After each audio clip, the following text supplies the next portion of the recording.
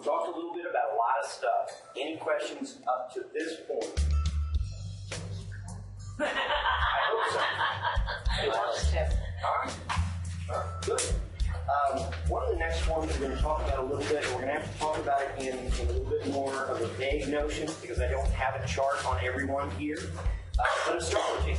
We can use astrology to help us decide or to look at where we were in a past life.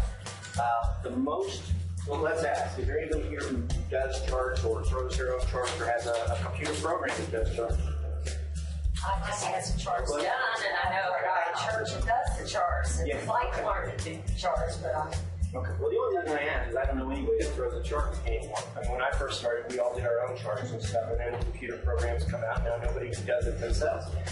The reason I'm bringing it up, and the reason I'm talking about it, is you can go on probably 15 different websites and get a free download of your natal chart, and that's really all we need is a natal. We need a natal chart. If I have an ephemeris, that's enough to do what I need to do. But what I'm getting at is that you can find your own natal chart very easily. And the thing that we're looking at in terms of past life situations are the north nodes. Now, most people don't read nodes. They don't do an awful lot with nodes. And I'm going to actually draw a node for you, because otherwise you're going to go, I don't know what it looks like. And a node looks something like an ohm sign. This is it at the very bottom of the page. Y'all see that? Yeah. Okay. That's what you're going to be looking for, is your north node. What house is it in? Now, let's talk about this for just a minute, because there's always a lot of questions that go with this. How many lifetimes back does this go with? All this kind of stuff. Just one. Just one. All right? Because it's thought that your natal chart has some of the remnants of who you were from that last experience. Okay? So that's why you're looking at that node. Now, for those of you, well, by a raise of show of hands, how many of you are really interested in astrology? Okay, then I'll go through this quick. Because it has to do with where the location of that node is in your chart and how that relates to what you were doing in the last life. If, for example, your node is in the first house, it is an independence situation. You may have been a sheriff, you may have been a lawyer, you may have been something that stands singular. Understand that? Yeah. Teacher. Anything in terms of singularity, that is the main crux of first house stuff. Okay? Second house. Partnerships, duality. Anybody have problems with partnerships or issues like that? Not a lot of people have.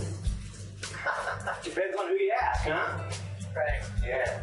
But my point is, partnerships and working in tandem with another can be a great difficulty for a lot of people. And it has come to show that it's one of those situations that creates a lot of issues for people.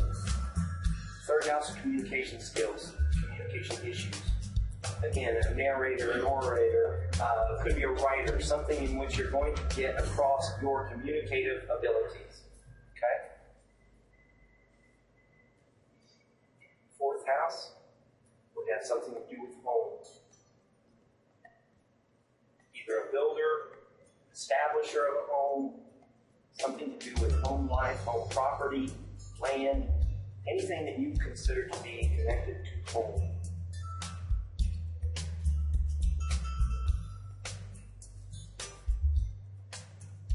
Fifth house stuff. Strange and unusual changes may mean that you started out as a blacksmith and somebody hired you to be a mercenary, something like that. Something usually out of the ordinary, something not usually thought of as a mainstream job or occupation. Usually deals with a bunch of flamboyancy. Fifth house stuff tends to be colorful. Let's use that word.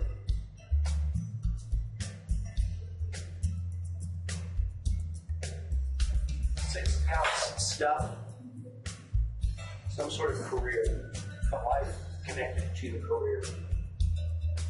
Probably more so than relationships. Okay? The job, the work becomes much more important than many relationships.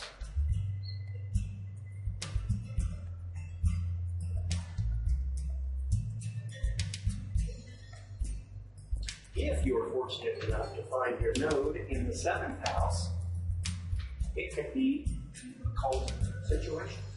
You may have been a medium, you may have been a psychic, you may have been anything to do with mystic, occult, magic, any of those kind of things. Generally. But those things connected to work. Could be a trainer for work, but something that would have been very career-minded.